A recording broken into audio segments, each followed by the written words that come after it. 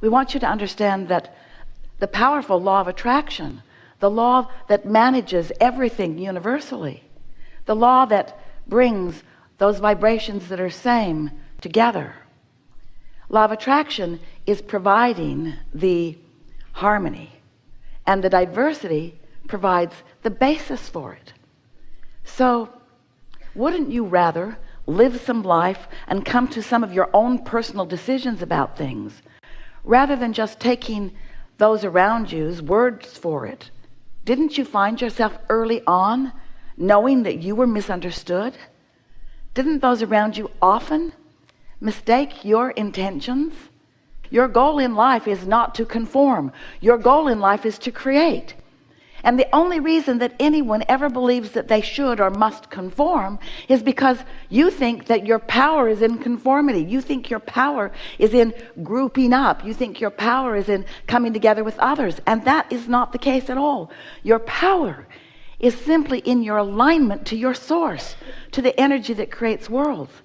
When you get tuned in, tapped in, turned on, when you are in alignment with who you are, clarity is your experience, and flow and ease is your experience.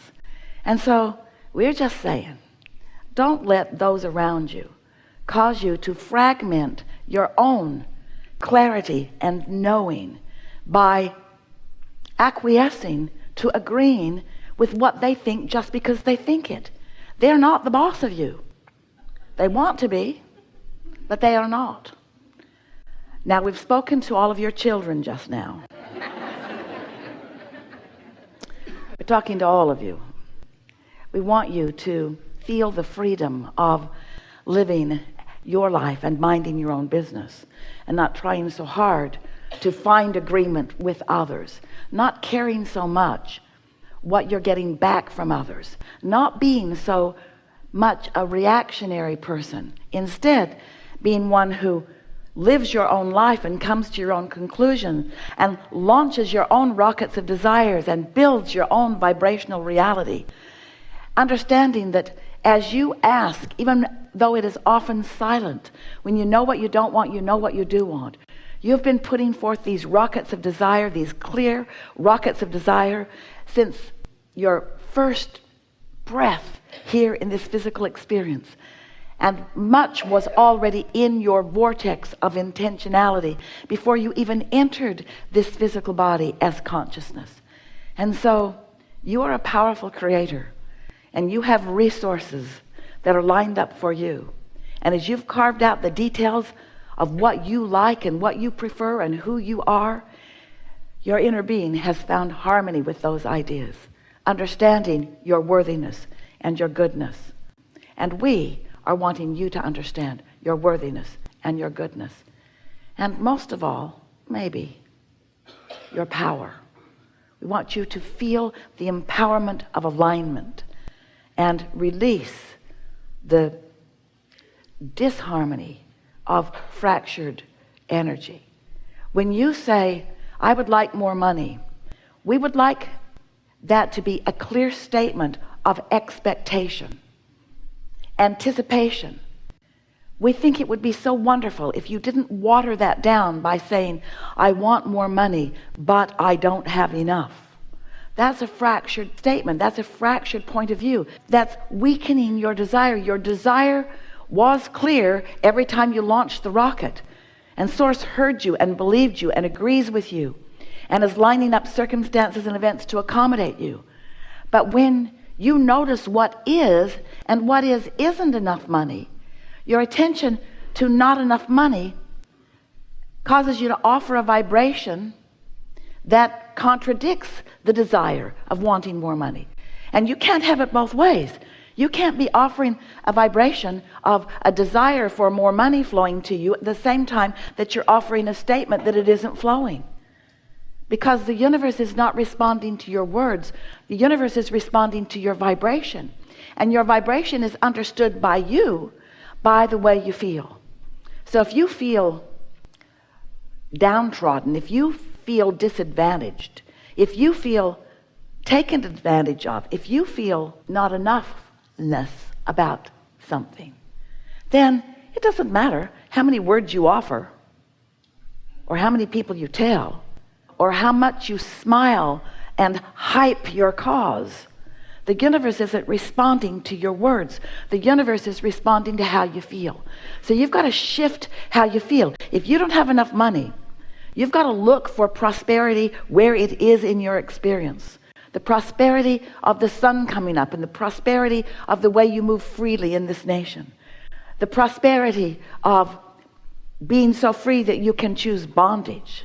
The prosperity of having that comfortable bed that you sleep in, and that warm blanket that you pull up over you. You have to look for evidence of the prosperity that you wish to increase. You cannot look at the absence of something and increase what you want. Instead, you increase the absence of it. Doesn't that make perfect sense? The law of attraction is the law of inclusion. There's no exclusion in law of attraction. So when you look at something and you say, no, I do not want that, what you're actually saying to the universe vibrationally is, bring to me more of this that I do not want. So yes, yes, yes, yes, I want that. That's a really wonderful word. Yes, because yes is saying, come to me this thing I want. But when you say no, that's like saying, come to me this thing I don't want. So you want to begin to pay attention to what you're saying yes to, and say it more often, and what you're saying no to, and say it less often, because you get what you think about, whether you want it or not. So as we began talking to you some years ago, we wanted you to understand how it works. And so we, for a while, called this body of work the science, because it's ever changing and evolving, of deliberate, because focus is such a good thing. And that's the sweet spot of being here, to get to deliberately choose and decide. The science of deliberate creation.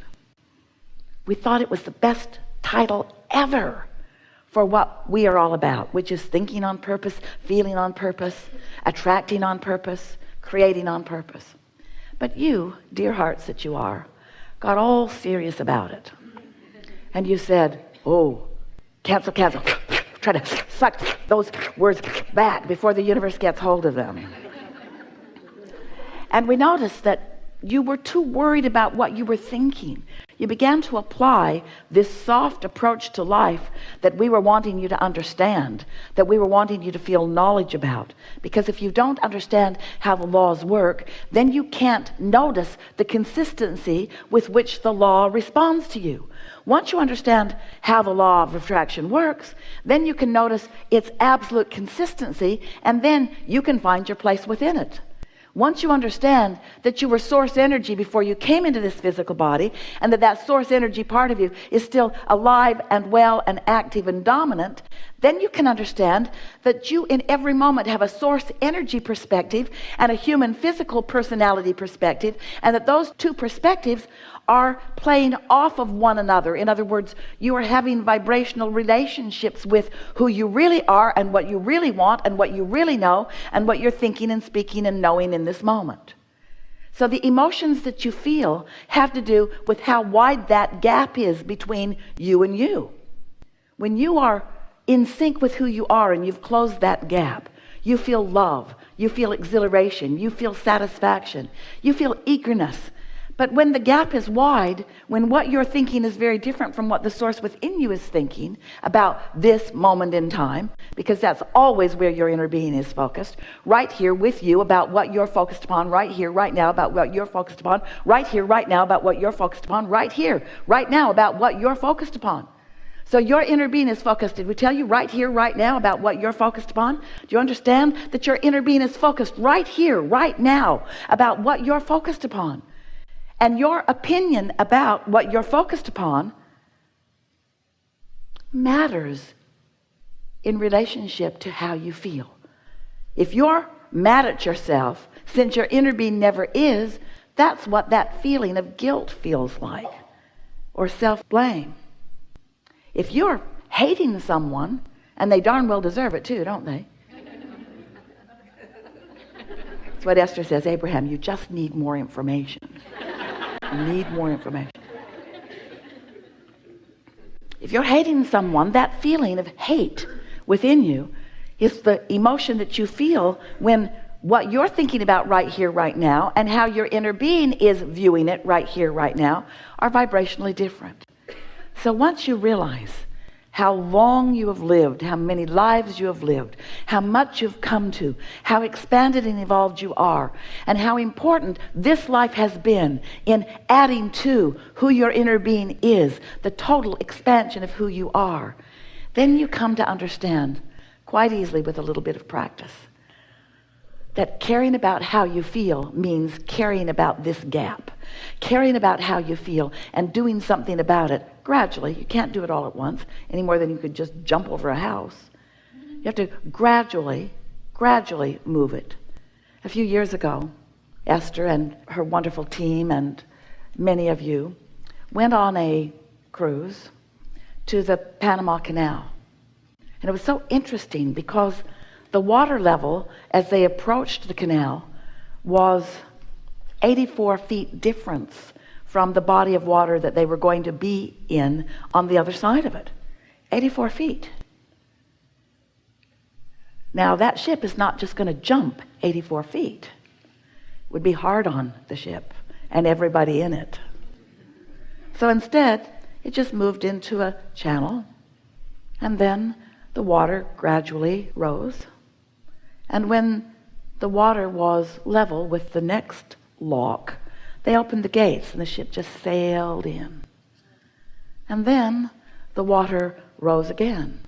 And when the water was level with the next lock, then the gate opened and the ship just sailed in. And so in a relatively short period of time, much shorter than Esther wanted it to be because it was awesome to see, that big passenger ship that seemed like it was more than a city block long just moved up that 84 feet. And that's what we want you to understand relative to what you've got going on vibrationally. Maybe things have been happening and you've been focused upon them, and you've been doing what is normal sort of kind of to do when you're physically focused. You react to the condition, and so you've set a vibrational tone. You've thought some steady thoughts. You've formed a belief about something. You believe that sea level is here when you'd like it to be here. And you can't suspend those beliefs because what is promoting them. Isn't that interesting? That was Esther's first grievance with law of attraction. Ooh, this doesn't seem right. That what I'm focused upon has me feeling this way, and because I'm feeling this way, more things like it are coming to me. So I keep just proving my belief.